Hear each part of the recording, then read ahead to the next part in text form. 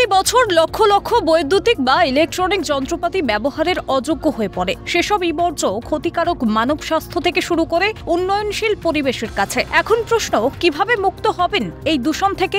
বর্জ্যের ঝুঁকি কমাতে প্রয়োজন জনসচেতনতা, পাশাপাশি দরকার সুষ্ঠু ব্যবস্থাপনাও। তাই বর্জ্য দূরীকরণে বিভিন্ন শিক্ষা মহলকে সামার ক্যাম্পের নির্দেশ দেয় শিক্ষা দপ্তর। শনিবার ফালাকাটা ব্লকের জটেশ্বর ৩ নম্বর প্রাথমিক বিদ্যালয়ে দেখা গেল বিশেষ উদ্যোগ। পড়ুয়াদের পাশাপাশি সাধারণ মানুষকে সচেতনতার বার্তা দিতে কচি কাচাদের নিয়ে একটি প্রচার মিছিলের আয়োজন করা হয়। হাতে ব্যানার নিয়ে সারিবদ্ধভাবে কচি কাচাদের দেখা যায় বাড়িতে বাড়িতে সতর্ক বার্তা প্রদান করতে।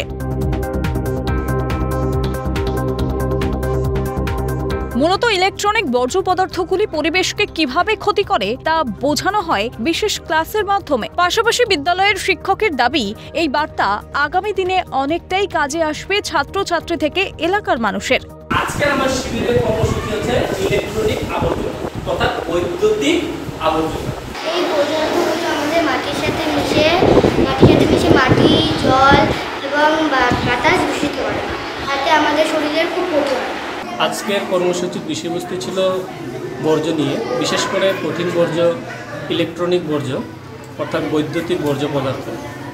সে সম্পর্কে আজকে আমরা স্কুলে বাচ্চাদেরকে আমরা এই বিষয়ে ধারণা জ্ঞাপন করলাম।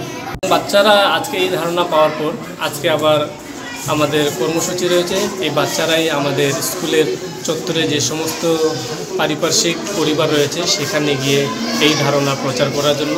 স্কুল কর্তৃপক্ষের অভিনব উদ্যোগকে সাধুবাদ জানিয়েছেন এলাকার বাসিন্দারা। বিশ্বজিৎ চক্রবর্তীর রিপোর্ট, ক্যালকাটা নিউজ।